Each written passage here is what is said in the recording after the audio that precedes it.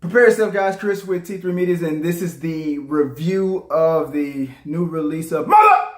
So I want to do a whole new thing with these reviews. And you ever go on a date with somebody? You ever with that significant other? Maybe it's the first date, and you don't know what's gonna happen, and you're kind of excited. You're like, you just had dinner, then it went well. Let's go watch a movie, and then let's see where this goes.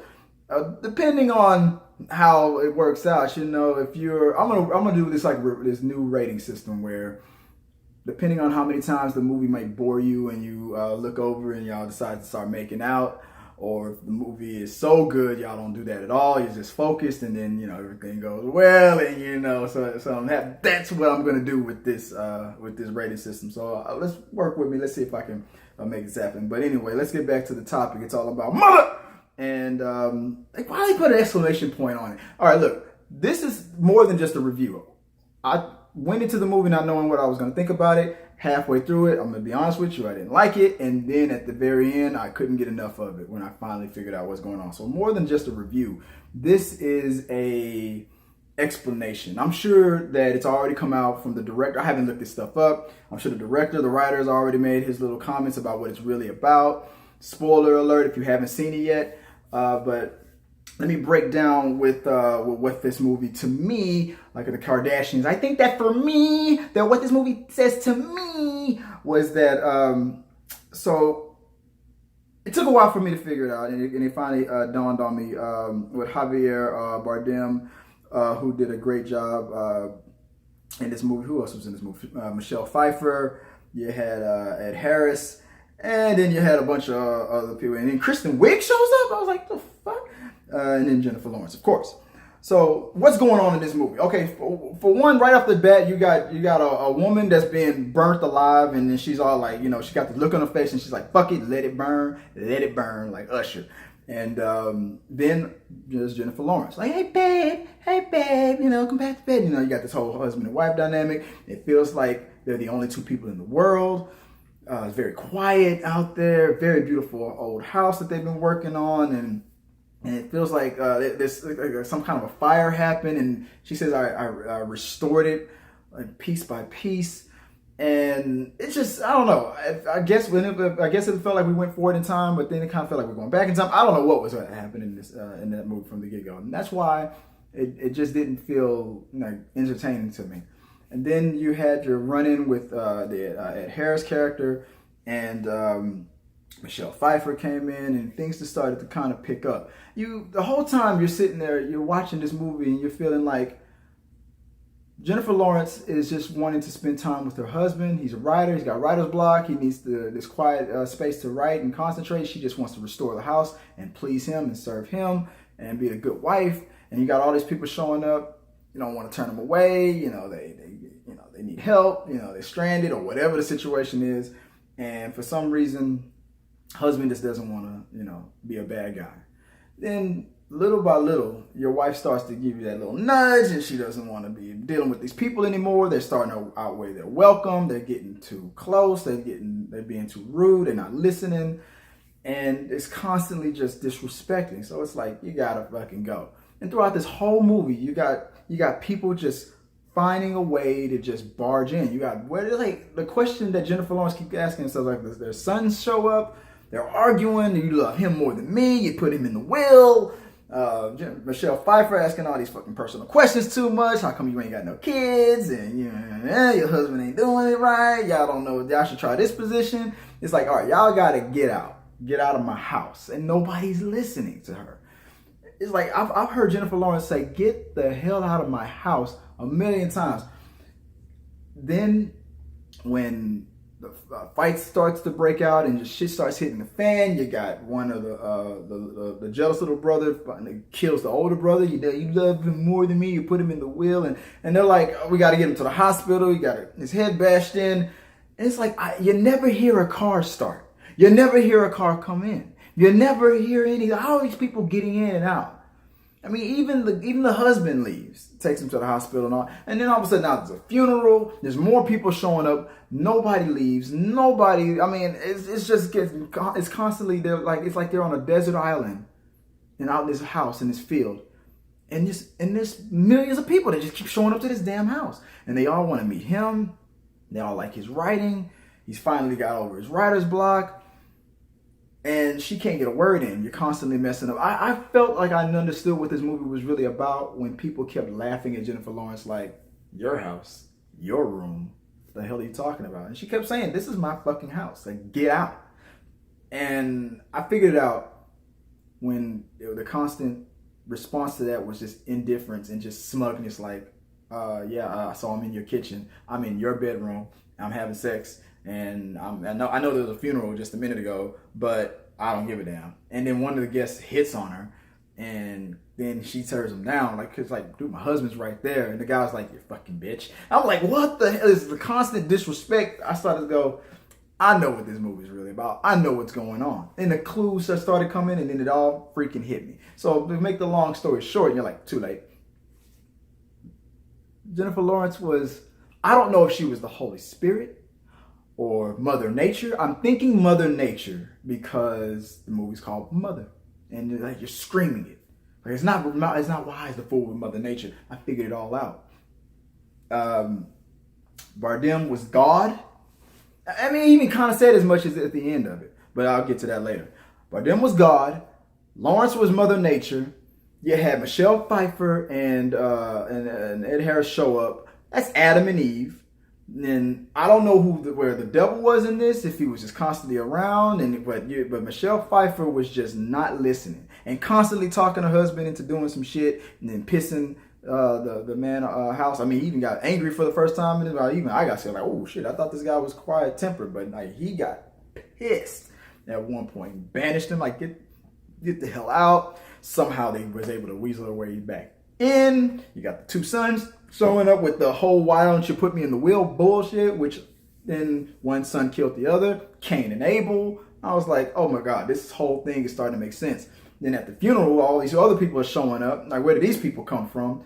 Again, nobody's paying attention. Nobody's giving Jennifer Lawrence her respect. She's constantly, I knew she had to be Mother Nature when, no matter what the situation was, she's constantly cleaning. She's constantly cleaning. I got all this shit done. I restored this house. It was a big ass fire that that my husband had with his ex-wife. I guess that was the kind of the backstory. Like, my ex-husband used to live in this house. This is his house. He had a woman here. She died in the fire. Now I'm the new hotness, and I just restored this whole house brick by brick, and I'm awesome. And don't mess up my house. And these people just constantly come in, just messing up her house. These two people are sitting their ass on this sink, and they won't get off the sink. And she's like, that sink is not being supported. Get off the damn sink. She turns around for 5 seconds, come back, they're back on the goddamn sink. And get off the sink. And they just won't listen. And at one point, I mean, this is supposed to be a funeral. And they're like, hey, look, we're back on the sink. It's fine. It's fine. It's good. And boom, the whole thing falls down. Water's everywhere. Flood. That's the flood. Had to be. I don't know about where Noah was and all that, but then they finally got to every little thing that happened in this movie was like, could be loosely tied to the things that happened in the Bible, like step by step. It's one of those movies, just like Get Out. Like, when you know what the story's about, then you can watch the whole thing again, and you can start seeing things that you didn't see before. So, then we get to a point where it's like, she finally gets pregnant. Okay, so now God, the Holy Spirit, maybe, Mother Nature, who knows? About to have a baby together. Obviously, that symbolizes Jesus. All these people are coming around. They love him. Your book changed my life. Obviously, the book that they're talking about, it could be the Ten Commandments, it could be the Bible, all this stuff. He's a writer. And then they're just like following his every word, and they're getting kind of scary. And she's pregnant. She's like, I want these people out of the house, and I don't want them to leave. He kept saying this, like, dude, like, get these people out of your house. Now, if these people symbolizes all of us, now I'm kind of glad that he didn't, listen to Mother Nature and say, get rid of them a long time ago. He kept forgiving us, and he kept, but even the subtle way, like, again, when you put it in perspective, when you have a husband and a wife and a newborn baby and all these freaking people in your house, you put it in that perspective, in that little pocket, it's like, dude, yeah, this earth is too overpopulated, dude. I'm getting the message loud and clear. We are like, this whole thing is just too much that we're doing out here. Global warming, it's getting all messed up. All this stuff that people always arguing about, right?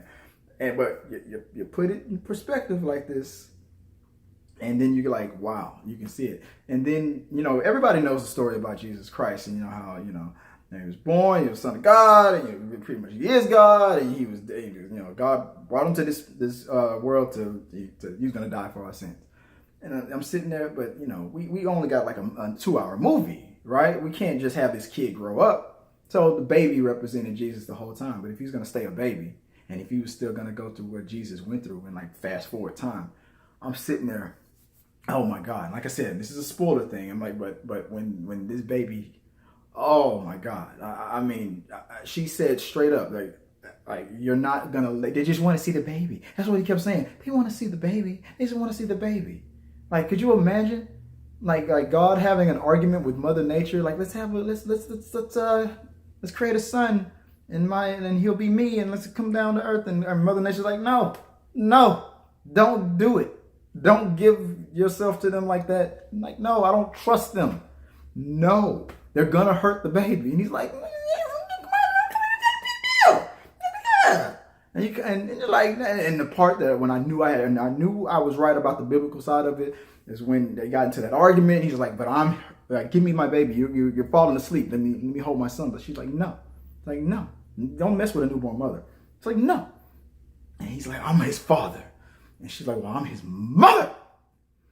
And that was the end of that conversation. I was like, oh, damn, it's going down. Mother Nature and God, they about to fight.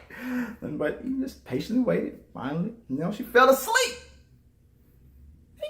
She wakes up, the baby's going to take the baby and he gives it to the people. The people want to see the baby. And it's like a whole bunch of people in this damn house. They're trapped upstairs. There's too many people.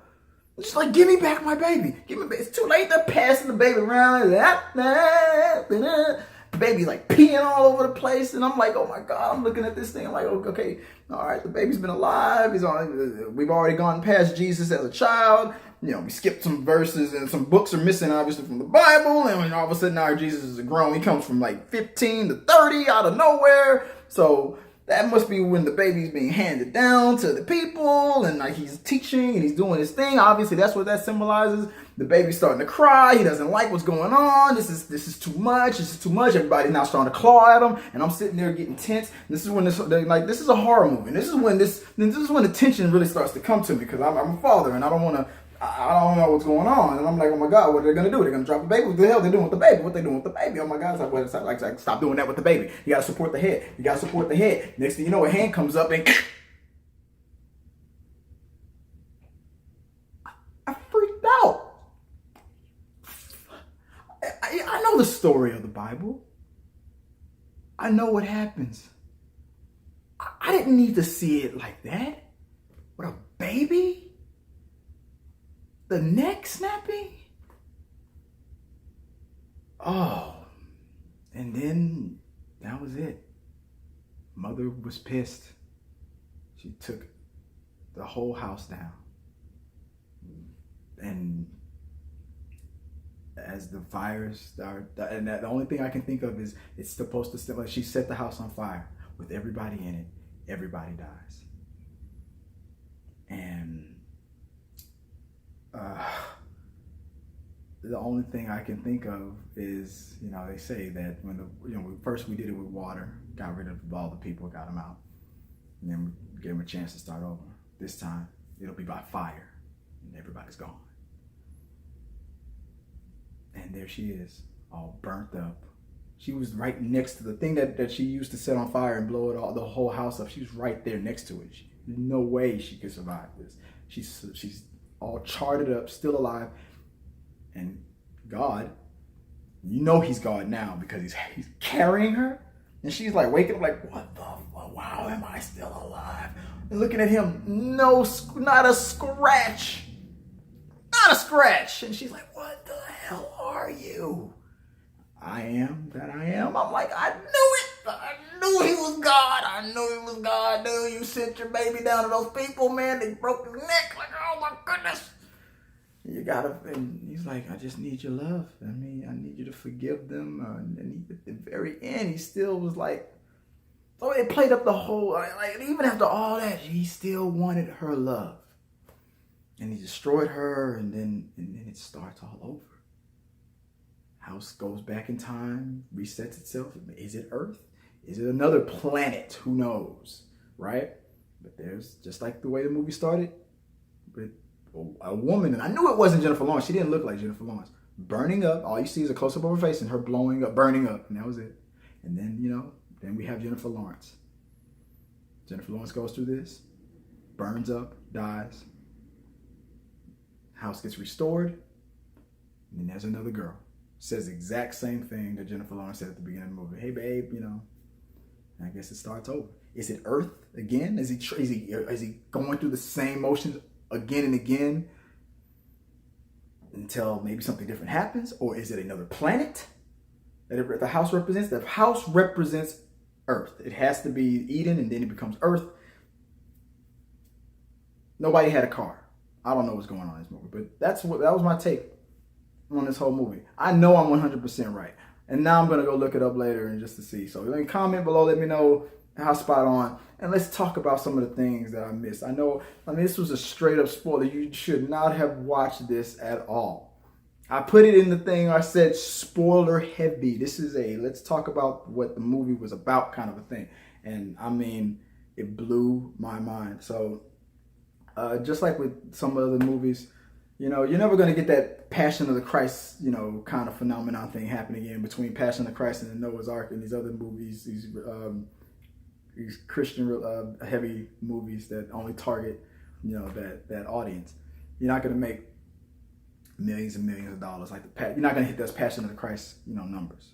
It's not going to happen. There's a formula to it. Now, should non-religious people be making these movies to crack that code and make that formula? Maybe, because, like Mel Gibson, he's a religious dude, but he also is a straight up Hollywood dude. He knows story structure, and that's probably why Passion of the Christ did so well.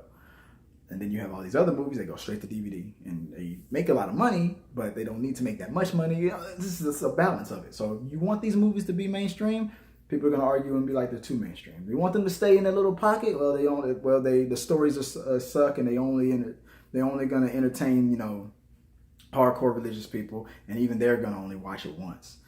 So there's a balance, and I think they're trying to find that balance with all these other religious movies that have been coming out lately, with Christian Bale starring in them and all that stuff. And I think they're trying to make these religious movies a genre like the comic book genre is out there. Will it succeed? I don't know. But knowing what I know about the movie, or feeling the way I feel about that movie, like we just literally saw God and Mother Nature just get it on. Even in one part of the movie, she tells him straight up, "You don't me anymore, yeah.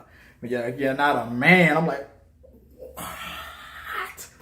Like you really broke it down to simplified it to some marital issues. I'm like, she has to be Mother Nature. I'm not gonna buy that it was God. She's the Holy Spirit, and then that she had to be Mother Nature. It's the only reason that movie had to be called Mother the way it was. It was like, I'm thinking it's like, you don't mess with Mother Nature kind of a thing, and I don't know, but that's how I felt about the movie. Let's go back into my whole rating system on it. Let's say, if I'm with a woman on this movie, this is a first date kind of a situation. You're gonna probably get how many makeouts? How many times you're gonna stop? At the beginning of the movie, I'll be like, it was starting to bore me. I'm gonna look over and be like, all right, I'm gonna make out, and all of a sudden, so you get one make out. In the middle of the movie, you're kind of interested. Oh, that was weird. What's going on with that? Then it kind of slows down again. You feel like damn, this movie's been on for a while now. You're gonna probably make out again, and then by the end of the movie, you're gonna get a third one in there. So I gave it about 3.5 makeouts out of 5. Now it's a reverse thing. That's not good. The movie's real good and it keeps your attention, you ain't gonna make out at all. So the less makeouts, the better. It's got 3.5. So 3.5 out of 5 is my rating. So yeah, you ain't gonna smash after this. So if you better already be in a serious relationship, and it better not be the first date, because watching a movie like this is gonna probably be like, yeah, I think it's too soon for us right now. I think you need to take me home. So yeah, you better already be in a relationship for a while if you're gonna don't make this the first date kind of a movie. because you're not gonna smash. So that's my system right there. Like let's keep it. I'm gonna keep that for a while. I'm gonna keep that rating system going. But overall, after knowing what I know about the movie, honestly, I give it's a positive review. On the positive side of it, on the real rip review side of it, I'll give it a 3.5 out of 5, like stars, I guess, or 3 out of 5, like on a star review, on a regular Talking to the Media's review. The acting was outstanding. The effects, everything that was just blowing my mind about it was on point. It's just the whole oh man, struggling with that struggle, and you put the earth in that kind of a perspective, kind of a thing, and you're like, if you don't know going in, if you watch this and spoiled yourself before watching the movie, you done did yourself a disservice. Anybody if you've seen this movie and you want to suggest it to somebody, don't tell them about what it's about. Don't tell them it's interesting. Tell them it's weird. And tell them I think you might like it, whether you know it's true or not. Get people to go into this movie and watch it without knowing what's really going on, and then get their honest reaction from it. And that's my plug on this. I can't wait to see the next Jennifer Lawrence movie. Wow, mother!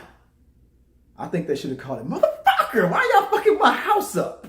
So, till next time, guys. Hit the comment button. Hit the like button.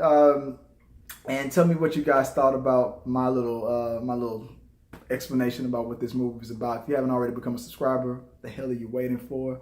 I mean, I know I don't make as many of these as I used to, but damn, man, I'm trying. I'm still going out and seeing a lot of movies. There was going to be a Kingsman review, but too late. No, I let too much time go by. Thor Ragnarok, definitely. So when I make the next review, let's keep it right here, guys. Should I keep it going? Should I tell you how many times you're probably going to make out in the theater? It gives you a kind of perspective of whether or not you should go to a movie and with a date, and I'll give you my 2 cents on it. Or maybe I don't have any game. Maybe you would have gotten some, whether you saw Mother or not. Fair enough. Till next time, guys.